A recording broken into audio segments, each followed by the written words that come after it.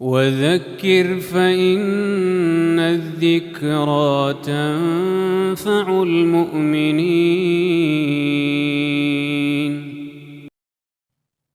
بسم الله الرحمن الرحيم. الحمد لله رب العالمين، والصلاة والسلام على سيدنا وحبيبنا محمد وعلى آله وأصحابه أجمعين.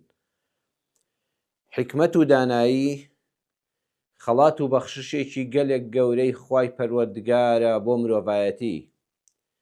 قورئانی پڕبەرەکەت و بەخشش لە سوورەتی ئەلبەقەرە ئاەتی 269 دا دەفەرمێ: يؤتي الحكمة من يشاء ومن يؤت الحكمة فقد أوتي خيرا كثيرا وما يذكر إلا أولو الألباب. بكردي و بكرتي معناي أم آية قرآنية پڕبەرەکەتە ئەمەیە: ئەو زاتەکە الله سبحانه وتعالى حکمت و دانایی دەبەخشێت بە هەر کەس کە بیەوێت و شایستە بێت. جا هەر کەس خوای گەورە بەهرەمەندی بکات لە حکمت و دانایی و کاربەجێیی و شتدانان لە جێی خۆیدا و شیرینکردنی ئایینی خوا لای خەڵکی بە شێوازێکی جوان و ڕێکوپێک، دیارەکە ئەو کەسە خێرێکی گەورە و بەهرەیەکی زۆر نەبڕاوەی پێبەخشراوە. بێگومان هەر کەسانی ژیر و هۆشمەند لەو بەخششە خواییە تێدەگەن و دەزانن کە چەند نیعمەتێکی گرنگ و گەورەیە.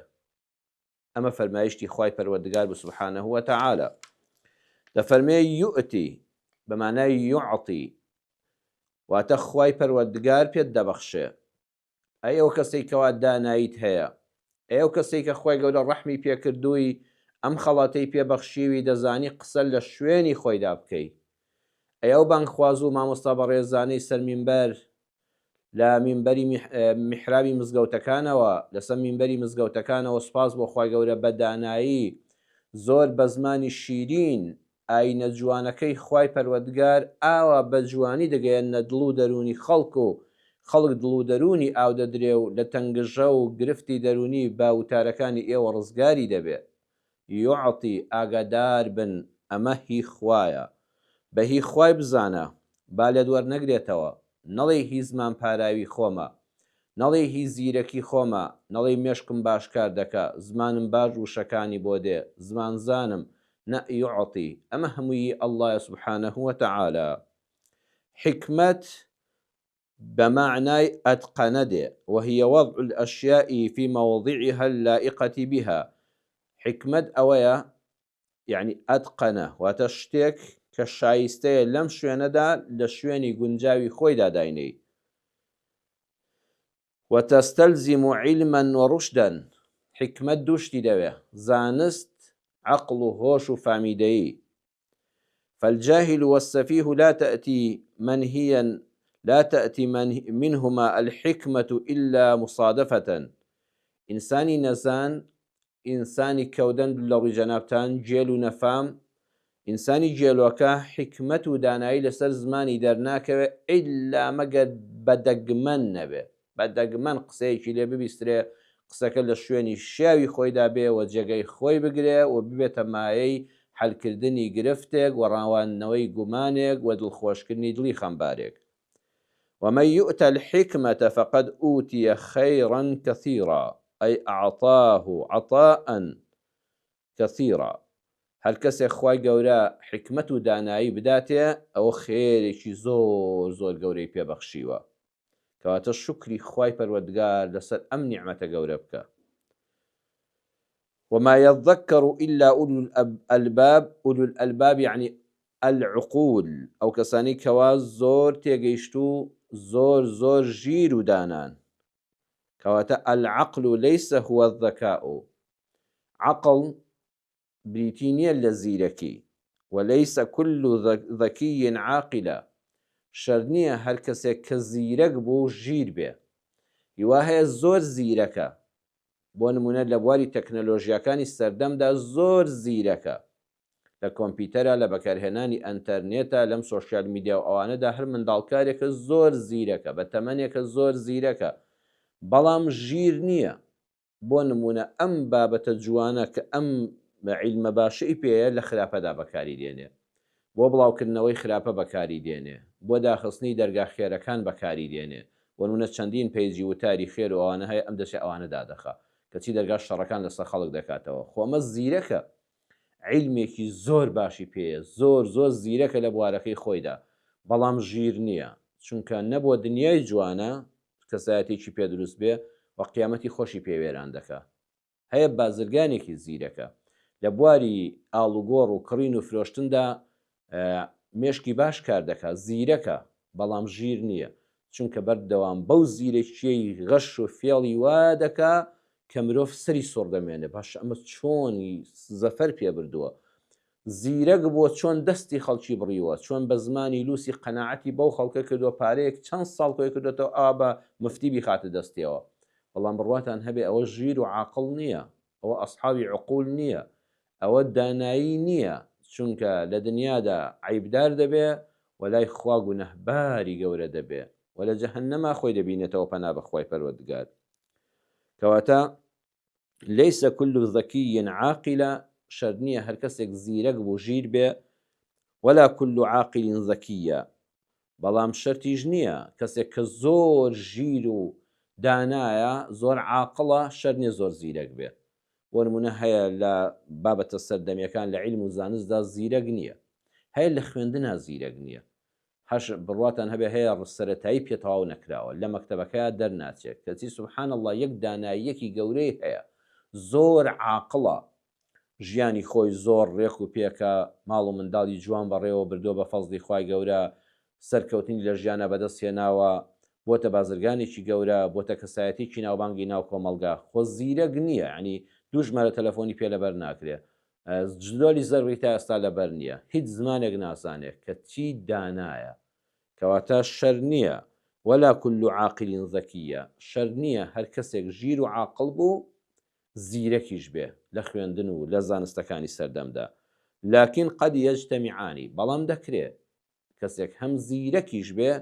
هەم ژیر و داناش بێ، ئەوە فەزلی خوای گەورەیە، ئەوە عطاء كثيرا، ئەوە خەیرا كثيرا، ئەوە زۆر زۆر باشە. ئینسان کە ژیریش بێ هەروەها زیرەکیش بێ، هەردووکیان بە یەکەوە لە پەنایەکە بن، نور على نورە. یەکێ دەپرسێ بۆچی خوای گەورە فەرمووی ومن يؤت الحکمەتە، یەکەم جار فەرمووی یؤتی الحکمەتە، لە جاری دووەمەدا فەرمێ ومن يؤت الحکمەتە، لەبەر ئەوەیە کە حکمەت و دانایی دوو بەشە، هەندێکیان یعنی غەریزەیە کە خوای گەورە لە مرۆڤ دروستی کردووە، هەر کەسەکە هەیانە بە بنەماڵەوان، قسە ڕەوان، عاقڵ و ژیر، لە سەرخۆمەند، بەردەوام خێر و بەرەکەتن لە هەر شوێنێکا بن. ئەمە خوای گەورە هەر ئاوا دیاریە و پێی بەخشیوە. هەندێکی تریان بۆ دەستکەوتنی ئەم بەهرەی خوای گەورە موکتەسەبە، واتە پێویستی بە هەوڵدانە، پێویستی بە ممارەسەیە، پێویستی بە خۆڕاهێنانە، پێویستی بە تەجاروب و ئەزمونە، بە ئەزمموی ژیان ئەو ئینسانە فێری دانایی دەبێت. کەواتە بۆیە بە مەبنی للمەعلوم هات تا هەردووکیان بگرێتەوە، هەم ئەوەی کە خوای گەورە هەروەکو خەڵات بەخشیوێتی، هەم ئەوەی کە خەڵاتەکەی خوای گەورە هەوڵی ویستووە لە ڕێگای ئەزمموی ژیانەوە، هەروەها لە ڕێگای ممارەسە و خۆڕاهێنانەوە ئینسان فێری بووە. ئەوەی کەوا ئینسان ئێستا جەنابتان هەمومان بینەران ئەوەی بەڕێز هەمومان حەز دەکەین دانابین، کاتێککە خوا دەفەرمێ ئەوە خێرێکی زۆر زۆر گەورەیە، ئەوە خەڵات و نیعمەتی خوایە، باشە من کە تێمدا نەبێ، بە غەریزە تێمدا نەبێ، بە فیتڕەتی خۆم دانا نەبم، چۆن بە ممارەسە و بە تەجروبە بە خۆڕاهێنان و بە ئەزمون بەدەستی بێنم ئەم خەڵاتەم بە لێ بێبەژ نەبین کە خوای گەورە ئاواستایشی کردو لە سوڕەتی ئەلبەقەرەدا بەم شتانە. یەکەم قراءة السيرة النبوية والتاريخ وتخزين المعلومات والمواقف والأفكار، خوێندنەوەی ژیاننامە و ڕێبازی پێغەمبەر صلی الله عليه وسلم،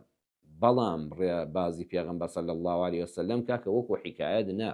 وڵی هەیە بە سەعات تەسجیلاتی هەیە لەسەر ژیانی پێغەمبەر صلی الله عليه وسلم، چۆن لەدایک بوو، دواتر چۆن گەورە بوو، چۆن ژنی هێنا و چۆن بەهاتیوی لەدایک بوو، خوای گەورە دەرگای لێکردەوە خات و خەدیجەی هێنا، دواتر چۆن بۆ پێغەمبەر صلی الله عليه وسلم وەکو ئەوی ژیانی کەسێکت بۆ بخوێنێتەوە، یعنی وەکو چیرۆک، ئەمە حکمەتی لێ بەدەست نایە. ژیانی پێغەمبەر صلی الله عليه وسلم سیرەی ئەو زاتە، ڕێبازی ئەو زاتە سەروەرە، ئەو مامۆستای یەکەمی مرۆڤایەتیە بەڕێزان بەوە دەبێت کە ئینسان بە وردی لێ بکۆڵێتەوە. واتە هەر قۆناغێکی ژیانی پێغەمبەر صلی الله عليه وسلم لە منداڵی تا وەفاتی دەرسی ژیانی لێوەرگری. هەر کاتێ باسی شتێکت کرد لە ژیانی پێغەمبەر صلی الله عليه وسلم، فەرمودەیەکی پێغەمبەرت هێنا صلی الله عليه وسلم، هەر مەیکە بە کوردی، هەر وەکو چیرۆک مەیجێڕەوە، خۆت لێ حاڵی ببە، بڵێ من ئەمڕۆ بۆ ژیانی ڕۆژانەی خۆم و خێزانم دەوروبەرم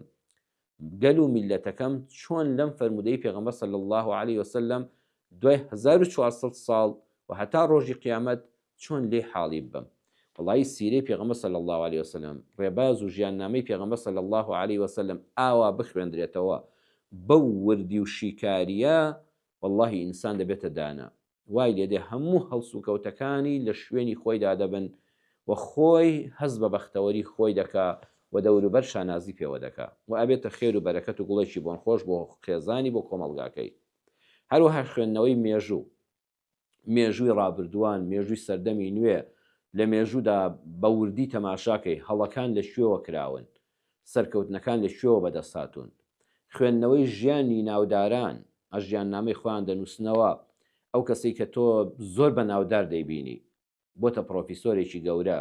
بۆتە مامۆستای زانکۆ، بۆتە مەلایەکی ناودار، دوای ئەوە هەیە 50 ساڵە مردووە وفاتی کردووە، هێشتا ناوێکی زۆر زیندووە و بەردەوام دەمێنێتەوە. ئەو کەسانی کەوا هەژار بوون، لە بنەماڵەیەکی هەژار، دایک و باوکێکی هەژار لەدایک بوون، سوپاس بۆ خوای گەورە لەسەر جادە شتیان فرۆشت و ئێستا خاوەنی کۆمپانیان، ئەوانە حەقوای ژیانی خۆیان بەڕاست و دروستی بەبێ زیاد و کەم بنووسنەوە وەکو فەزلی خوای گەورە بەسەریانەوە، بڕواکدام هەبێ هاندان دەبێت. وەڵی هانت دەدا کە تۆ ببی بە کەسێکی دانا، چۆک دانە دەی بەرامبەر بە ڕووداوەکانی ڕۆژگار و بەویستی خوای گەورە کەسێکی سەرکەوتوبی دەتکا بە کەسێکی دانا. هەروەها ئەو شتانەی کە خوێنتنەوە، ئێستا کتێبێک دەخوێنیتەوە، حەق وایە دایمت دەفتەرێکی بچکۆلە لابێ، قەڵەمێکت لابێ، بیان نووسی، خەزنیان کە، چونکە دوایی ئەم هەموو لەبیر نامێنێ، بەڵام چەند لاپەڕەیەکت بە دڵنیاییەوە چەندیا ڕێکت لەبیر دەمێنێ، خزنیان کە لەبەریان کە لە مێشکدا تۆماریان کە لە شوێنی پێویستدا بەڕێزان بەکاری دێنیەوە. وڵی جار هەیە چەند ساڵێکە کتێبەکەت خوێندۆتەوە، مەدیسێک دێتە پێشەوە بابەتێکی تێدایە ئەگەر بە وردی کاتی خۆی خوێندی بێتەوە لە مێشکدا هەڵت گرت بێ، هەروە وەکو جەریدە بەسەریاتیان نەپەڕیبی وەکو هەواڵەکانی ڕۆژ، لەو شوێنەدا ئەو قسەیە بەکەڵکت دێ، قسەیەکی وا جوان دەکەی، هەموو مەدریسەکە دەستخۆشی لێ دەکەن و هەموو دوعای خێرت بۆ دەکەن. ئەوە حکمەتە، ئەوە حکمەتە. هەروەها گوێگرتنی ڕێک و پێک و بەدڵ لە کەسانی مامۆستای بەرز، لە کەسانی ڕیشسپی دانا و زانا، لە پیاماقوڵان، کاکە بۆچی منداڵی جاران خەڵکی زیرەکی لێ دەردەچوو، هەبووە هەر نەچۆتە قوتابخانەش، بڕوانامەشی نەبووە، لەبەر ئەوەی لەناو کۆڕی مەجلیسی باوک و باپیرانی دادا دەنیشت، لەوێدا مامۆستای ئاینی هەر وتارێکی خوێن بێتەوە هەڵی گرتووە. هەروەها پیاماقوڵان، ڕدێنسپیان، خاوەنی ژیری و عاقڵەکان، ئەوانە کە قسەیان دەکرد ئەم منداڵانە گوێیان لێ دەگرت، لە مێشکیانە دەچەسپا، چونکە ئێستا مۆبایل و شەژە و کاتە نەبوو، هەرچی دەوترا لە مێشکیا دەچەسپا و لەبەری دەکرد، ئەبوو بە کەسێکی دانا. ئێستا تۆ لەم سەردەمەدا تەماشاکە زۆر منداڵ گەورە بۆ بڕوانامەی هەیە نازانێت دوو قسەی ڕێک و پێک لەناو مەجلیسێکا بکە، هەر شەرم دەکات جارێ بە خێراتنی میوانێک بکە بەداخەوە، سەری لێ تێک دەچێت لە کچوو لە کۆڕ کە بچێتە مەجلیسێکی قاڵەباڵغەوە. بەڵام ئەم ڕۆژ دەتوانی کە مەجلیس و کۆڕ و کۆبوونەوەکان و ماڵە گەرم و گوڕەکان و دیوەخانەکانی قسەی ڕێک و پێک و مەجلیسی مامۆستایانی ئاینی کەم بووە، بەڕێزان خۆت بووکتە لە هەر شوێنێک دەرسێکی عام هەبوو، دەرسێکی تەفسیری قورئان لە مزگەوتێکا هەبوو، لە ماڵێکا هەبوو، بڕۆ ئەگەر هەفتەی جارێک بێ 40 دقە بێ، نیو سەعات بێ، سەعاتێک بێ، بۆ تۆ بەرەکەتێکی گەورەیە، بەدڵ گوێی بۆ بگرە، لاپەڕەیەک، قەڵەمێک، دەفتەرێک لەگەڵ خۆتا بەرە، ئەو شتانی کە مامۆستای وتار خوێن، بانکخواست، پێشکەشکاری ئەو کۆڕە وتی، تۆ لای خۆت هەندێکی بنووسەوە، کە نووسیتەوە لە ماڵە جارێشکە دووبارێکەوە لە بەریکە. واللهی ماوەیەک چی پێ بچێ هەست دەکەی تۆ بووی بە کەسێکی دانا، بووی بە کەسێکی زانا لە بواری قسەکردن و بیرکردنەوە جوان دەبێت، خۆت هەست بە بەختەوەری خۆت دەکەیت. هەروەها لە تۆڕە کۆمەڵایەتیەکاندا خۆ مۆبایل هەمووی خراپ نییە، خۆ ئەنتێرنێت هەمووی خراپ نییە، تۆ بگەڕێ ئەگەر هەفتەی چەند شتێکی جوان، چەند وتارێکی جوان کە دڵت ئاو بدا کە هەر ژێرنووسی ئێستا هەیە وتارمان هەیە بەداخەوە هەر قورئان دەکاتەوە بە کوردی فەرموودە دێنێ یەک لە دوای یەکە بەس دایانکا بە کوردی ئەوە نا ئەوەی کەوا بە قوڵی لە ئیسلام حاڵی بووە لە ئیسلامەوە دەرسی قیامەت فێر دەکات لە ئیسلامەوە دەرسی ژیانی ئەمڕۆشت فێر دەکات جوانیەکانت نیشان دەدا هەڵەکانت نیشان دەدا و چارەسەرەکەشت پێ دەڵێ هەر ناڵێ هەی کافری مەلعونی ئاوانە چارەسەرەکەشت پێ دەڵێ چۆن لەم شیرک و کوفرە خۆت ڕزگار دەکەیت چۆن لەم ئەخلاقە ناشی نەخۆت ڕزگار دەکەیت بەڕێزان ئەگەر هەفتەی 4 ساعت 5 ساعت بۆ ئەم وتار و بابەت و محاضەرانە دانێ جا هی مامۆستایەکی ئاینیە هی مامۆستایەکی زانکۆیە هی کەسێک ڕاهێنەری پێگەشەپێدانی مرۆییە و پیاوێکی موسڵمانە ئافرەتێکی ژیر و دانای زمان ڕەوانی بە ویژدانی موسڵمان و دیندارە ئیتر بەڕاستی گوێ لێگرتنیان ئەتکا بە کەسێکی دانا ئەمانە ضرورە بۆ خۆمان لە خۆمانیدا کۆ بکەینەوە حکمت و دانایی ئەوەیە بەبێ ئەوەی مناقەشەیەکی زۆر بکەی کەسی بەرامبەر قەنەعەت پێ دەکەی کە ئەم بابەتە ڕاستە پێغەمبەری خوا صلی الله عليه وسلم وەکو لە ئیمامی ترمذی جێڕاوێتەوە بە حەدیثێکی صحیحە دەفەرمێ خاتو عایشە لەگەڵ پێغەمبەری خوادا دانیشتبوو صلی الله عليه وسلم پێغەمبەری خوا صلی الله عليه وسلم فەرمووی خاتو عایشە هاوسەری خۆشەویست و بەڕێزم چیتان لە حیوانەکە کرد وتی ئەی پێغەمبەری خوا صلی الله عليه وسلم حیوانی خێرەکەمان حیوانەکەمان سەربڕی و کردمان بەخێر فەرمووی چی مایەوە خاتو عایشە فەرمووی ما بەقیە منها إلا کەتیفەها والله تەنها شانێکی دەستێکیمان هێشتەوە بۆ ماڵی خۆمان وە خێزانەکان پێغەمبەری خوا صلی الله عليه وسلم فەرمووی بەقیە كلها بەقیە إلا کەتیفەها بەخوا عایشە خان هەمووی ماوەتەوە تەنها دەستێکی نەبێت یعنی ئەوەی خۆشمان دێخۆین هەر خێرە بە ویستی خوای گەورە بەڵام ئەوەی کە بەڕاستی ماڵی ئێمەیە هەمووی ماوەتەوە کە خەڵک خواردوێتی فەقیر و هەژار لێ خواردو و دوعایەکی خێری بۆ کردوین چاو لێ ئەمە بە دێڕێکی کەم دەرسێکی گەورەی پێبەخشین پرسیار لە ئیمامی عەلی کرا چەند هاوڕێت هەیە فەرمووی لا ئەدری ئەلئان ئێستا نازانم چەند هاوڕێم هەیە لأن الدنيا مقبلة علي والناس كلهم أصدقائي چونکە ئێستا دنیا ڕووی تێمە ڕۆژم باشە گیرفانم گەرمە ماڵم گەرم و گوڕە بێوەی و بێ موسیبەتم دوژمنی کەس نیم کەس ڕقی لێم نییە ئەم دنیاە بەرەو ڕووم دێ تەندروستیم باشە ماڵ و منداڵم ڕێک و پێکە گرفتم لەگەڵ کەس نییە والناس كلهم أصدقائي ئێکاکە لەم کاتەدا خەڵک گوناهی دەگا بێ بەگژما بێ بێتە دوژمنم هەموو خەڵک دۆستمە فخير الأصدقاء من أقبل إذا أدبر الزمان عليك فەرمووی بەخوا لە کاتێکە کە زەمان و ڕۆژگار پشتت تێدەکا ڕۆژت نامێنێ قەرباڵغی لە دەورن نامێنێ هەلاوانی دوێنێ مەتحیان دەکردی ئەمڕۆ جوێنت پێدەن و کۆمنت لەسەر دەنووسن ئەو ڕۆژگاری کەوا سینی و سفرەت ڕازاوە نەما گیرفانت پارەی تێدا نەما ماڵت گەرم و گوڕ نەما دیوەخانت نەما نانخۆرەکانی دەورت کۆتاییان پێهات ئەو کاتە بۆ دەردەکەوێت چەند دۆستی ڕاستەقینەت هەیە چەند کەس بەڕاستی تویان ویستووە و بەڕاستی خۆتیان ویستووە نە سەروەت و سامانت نەپلە و پایە و پۆستت بۆیە فەرمووی بەخوا ئێستا کە دنیا ڕووی تێمە و ڕۆژگاری ژیانم باشە نازانم چەند هاوڕێم هەیە سێریکە ئەم چەند حکمەتە جوانە بە دێڕێکی کەم هەمووی فێرکردین دەرسی گەوری ژیانی فێرکردین وەیە وتراوە لە حکمت و داناییەکان ئەوەیە وتراوە لە چاکەی هەژاری تەنها یەک شتە هەژاری هەمووی بەڵایەکی گەورەیە مەگەر ئەجی قیامەتەکەی کە گەورە بێ بەڵام بۆ دنیا زۆر ناڕەحەتە پەنا بگرین بەخوا لە کافری و لە هەژاری پەنا بەخوای پەروەردگار بەڵام چاکەی هەژاری تەنها یەک شتە دۆستی سینی و مەسلحەتت نییە دۆستی ناخواردن نێچکۆی چن نییە هەروها کەسیش مەسلحەتی لەگەڵتان ناگەڕێ ئومێدێکی دنیایی پێت نییە ئەو کەسانی کە هەژارن دۆستی سینی و دۆستی مەسلحەت و بەرژەوەندیان لە دنیادا نییە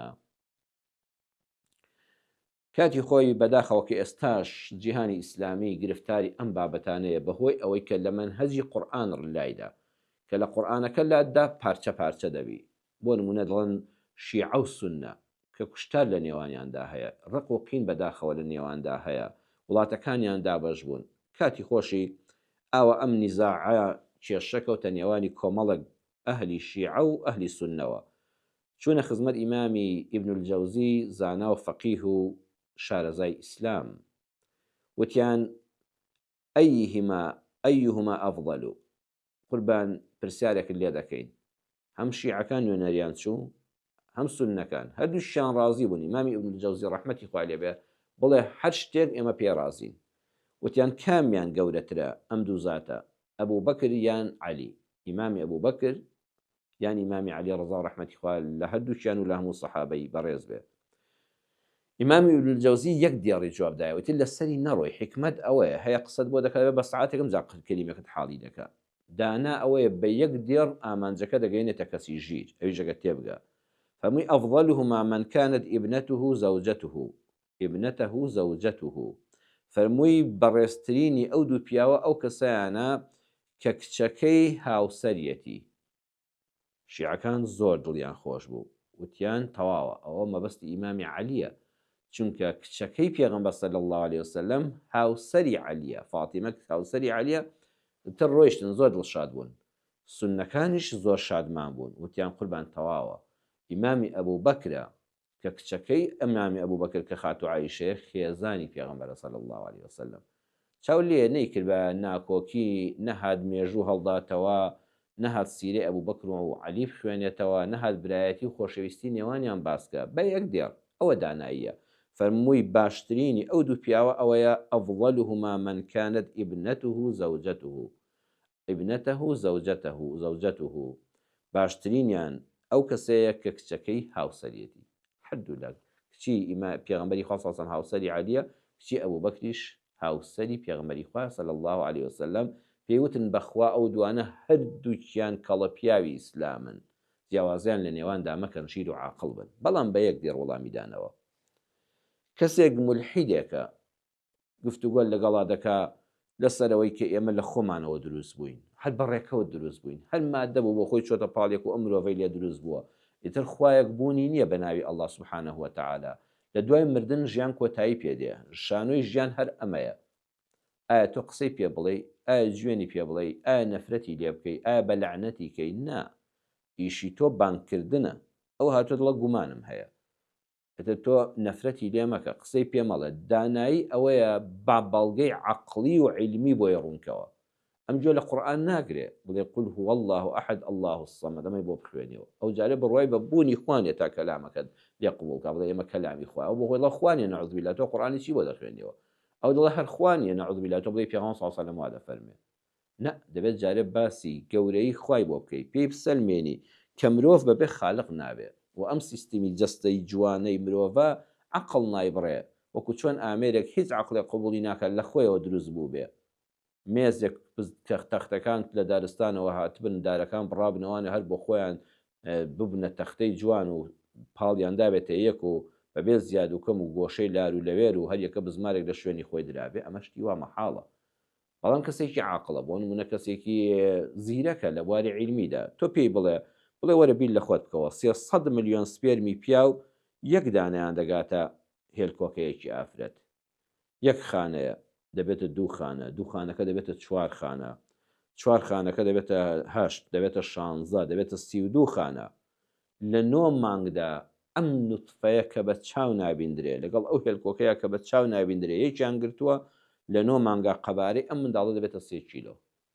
لە 9 مانگا لەو زەڕێیەوە لەو بچووکیەوە کە چاو نایبینێ دەبێتە 3 کیلۆ، کەواتە 26 ملیۆن جار هێندەی خۆی زیادی کردووە. منداڵ سوبحان الله لەو ڕۆژەوە کە سپێرمی پیاوەکە و هی باوکەکەی و هێلکۆکەی دایکەکەی یەک دەگرن، حتا لە دایک دەبێتە 3 کیلۆ، 26 ملیۆن جار هێندەی خۆی زیادی کردووە. دەی باشە بەڕێزم بیر بکەوە، ئەگەر لە دوای لەدایکبوونی ئەم ئینسانە، لە دوای لەدایکبوونی کە هاتە سەرزەوی ئاوا زیادی بکردایە، ئاوا لە ماوەی 9 مانگا 26 ملیۆن جار زیادی بکردایە، ئەم 3 کیلۆیە 26 ملیۆن جار جاوەرە حیسابی بکە زیادی بکردایە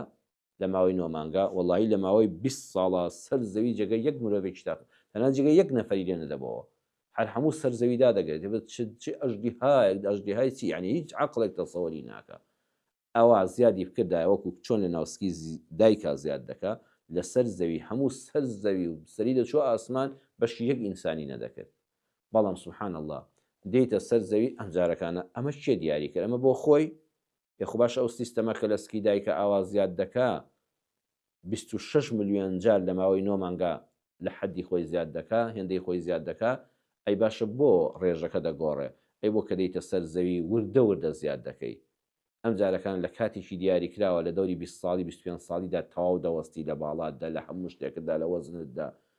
ئەگەر نەخۆشی لەگەڵ نەبێ مرۆڤێکی ناتەندروست نەبێ ئتر هەر ڕێک و پێکی ئەم مرۆڤە ئەم قەد و باڵایە ئەم جسمە لەمەندە کیلۆیەدا کۆتایی پێدێ بۆی سەر زەوی جێگەی هەمومان بێتەوە وەژیانێکی شایستە بمرۆڤمان ببێ باش ئەوەی ناوسکی دایک مادە کردی لە خۆوە کردی نەبەخوا ئەی لە دوای لەدایک بوون ئەمە هەر لە خۆیەوە ڕوویدا نەبەخوا نەوەڵڵا ئەمانە عەقڵ نایبڕێ مرۆڤیژی دەبێ ئەم بەڵگە عەقڵیانە بێنێتەوە منداڵەکان بەڕێزان زیریەکیان هەیە منداڵەکانیش حکمەتێک لە دەمیان دێتە دەرێ جار هەیە بە یەک دێڕ کەسە گەورەکان سەرسام دەکەن منداڵێک قاپێکی پێبوو دەفرێکی پێبوو داپۆشرا بوو بە پەڕۆیەک داپۆشرا بوو زانایەک دەڵێ لێم پرسی وتم ڕۆڵ ئەوە چییە وتیوە دایکم دەینێرە بۆ ئەو ماڵە وتم چی تێدایە وتی مامۆستا ئەگەر دایکم بیویستایە خەڵک بیبینێ و جەنابەت بزانی بەم پەڕۆیە دای نەدەپۆشی ئەڵێ بێدەنگی کردم وەڵڵا جوانە ئەگەر بمانویستایە خەڵک بزانێ ئەم خۆراکە چییە چی لە ژێردایە دامان نەدەپۆشی دایکم دای نەدەپۆشی ئەڵێ هیچ قسەیەکم بۆ نەکرا ئەسمعی دەفەرمێ بە تازەلاوێکم گرت بە مێر منداڵێکم گوت حەزت دەکرد 100,000 درهەمت هەبێ و ئەحمەق بی وتی نا وتم بۆ 100,000 درهەم وەکو بە کەسێ بڵێ 100 دەفتەر دۆلارت دەدەمێ بەڵام ئەحمەق بە وتی نەبەخوا نەمدەویست وتم بۆ وتی چونکە تاوانێکم دەکرد و ماڵەکەم هەموو لە پێناودادا دەنایەوە گەمژەیەکەشم بۆ دەمایەوە ئەڵڵا چ وەڵامێکی جوانی ئەو مێر منداڵە کە نەزان خۆی خوێندووە نا لە مەجلیسی زانایان دانیشتووە نە دەرسی فەقیهاتی خوێندووە ئەمە حکمەتێکە دێتە سەر زمانی خی گەورە پێی دەبەخشێ وتی 100 دەفتەر دۆلارم بدەیتێ بەڵام بڵێ عەقڵەکە لێ دەستێنمەوە دەکەم بە گەمژە کەسێکی دەبەنگ و گەمژە نامەوێت چونکە دڵنیام کەتنێک دەکەم زەلامێک دەکوژم ڕووداوێک ڕوودەدا دەبێ هەمووی لە سوڵح و سەڵاحەدا دانێمەوە گەمژەیەکەم بۆ دەمێنێتەوە ماڵەکەشم دەڕوە ئەمە زۆر شتێکی جوانە حەسەنی کوڕی فەضل دەفەرمێ چوە لای یەکێک لە کارمەندەکانی خۆی لەو کەسانی کەوا لەگەڵ یابوون لە دەوائر و لە کۆشکە منداڵێکی بچووک ویستی قسە بکە دەڵێ وتی ڕۆڵی جان تۆ قسە مەکە لە خۆت گەورەتر دانیشتووە ئەویش وتی قوربان من لە هودهود بچووکتر نیم کە بە سولەیمانی وت ئەحەط بما لەم تحیط بێ قوربان ئەوەی من دەیزانم تۆی نایزانی با جەنابەت پاشابی با جەنابەت دەسەڵاتداری با زانای لێبن منی منداڵیش قسەیەکم هەیە خۆ لە هودهود بچووکتر نیم کە ئەو قسەی بە سولەیمان پێغەمبەر وت کاتێککە خی پەروەردگار دەفەرمێ فەفەهەمناها سولەیمان ئێمە باسەکەمان لە سولەیمان گەیاند خۆ داودی بابی پلەبەرزتر بوو لە پێش ئەوە پێغەمبەر بوو پاشا بوو بەتەمەنتر بوو باوکی ئەو بوو کەچی خی گەورە ئەم حکمت و دانایی بە سولەیمان بەخشی نەیدابوو بە داود دەڵێ کابرا قسەی پێ نەما وتی وەڵڵا برا قسەم نەماوە قسەی تۆیە و تەواو تەسلیم بوو معتەسەم چوو بۆ لای وەزیرەکەی کە خاقان بوو کوڕەکەی ناوی فەتح بوو تەمەنی 7 ساڵ بوو